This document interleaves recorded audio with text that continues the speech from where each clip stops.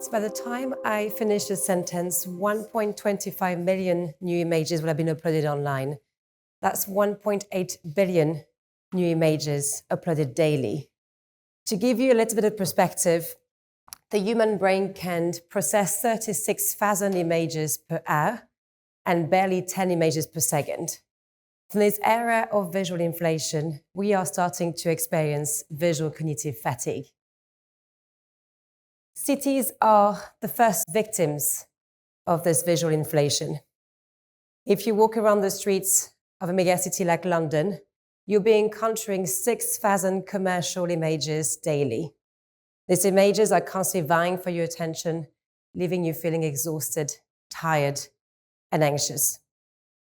In 2024, if you walk around the streets of London, Lagos, Seoul, or New York, you'll be more likely to encounter an ad by Coca-Cola than any art or nature. But yet, we know that the more exposed we are to commercial imagery, the lower our well-being. Researchers at Warwick University studied for years and compared participants and their exposure to commercial imagery. And the more exposed they were, the lower their well-being. We also know it's the total reverse when it comes to exposure to the arts. In 2018, I wrote my first academic paper with Warwick University. And again, we measured the impact of public art projects on cities and mental health.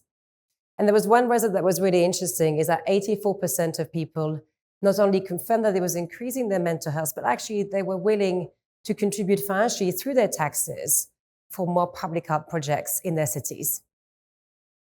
So right now, our visual environment has become a commercial space where we are consumers more than a civic space where we basically will be citizens exposed to a diversity of visual narratives.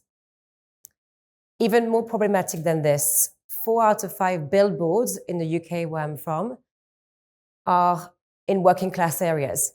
And that's the same across the globe, where you're 4 to 5 times more likely to be exposed to a high density of commercial imagery if you live in a low-income neighborhood. Now, we also know it's a reverse when it comes to the arts. If you're lucky to be born in a very privileged background, you'll be more exposed to the arts on a day-to-day basis and at school. You also will be more exposed to visual literacy, which is a critical skill set in an era filled with visual misinformation and visual manipulation. These visuals don't just tell us about the world around us. They tell us ultimately about who we are, who we elevate. Men made 97% of the sculptures you see on your streets, and they represented other men on literal pedestals. There are more sculptures of Paddington Bear, who I love dearly in London, where I am, than women of colors, for instance. When it comes to advertisings, at a gender level, you're 4 times more likely to be depicted with revealing clothing if you're a woman than a man, twice more as likely to be depicted nude. You'll find very few stories about sustainability, low socioeconomics, or social cohesion as you walk around your streets. And in fact, pause for a second, forget in 2 seconds that we are within the realm of COP.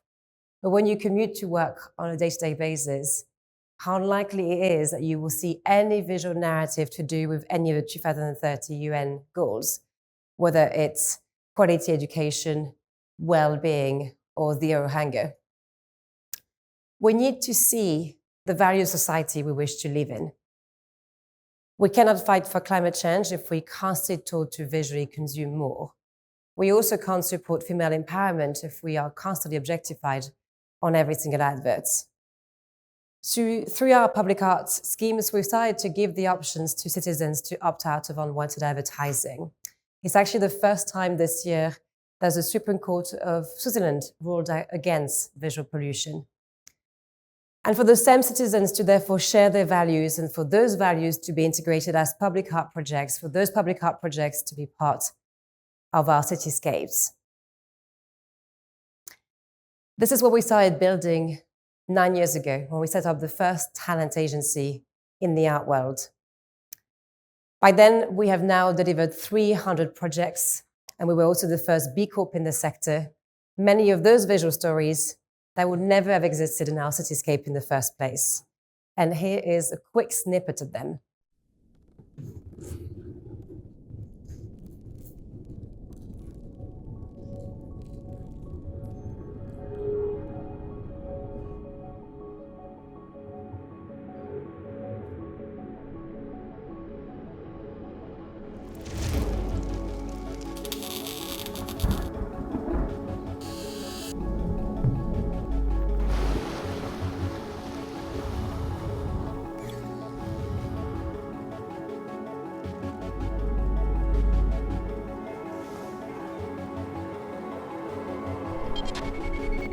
important to create engaging and meaningful experiences.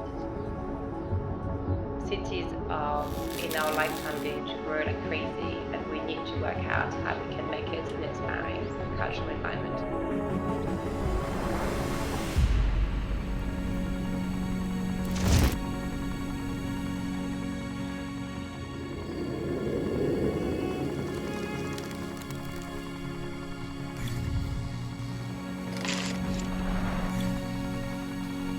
Telling each individual's journey and story. It's more than just a picture on a canvas.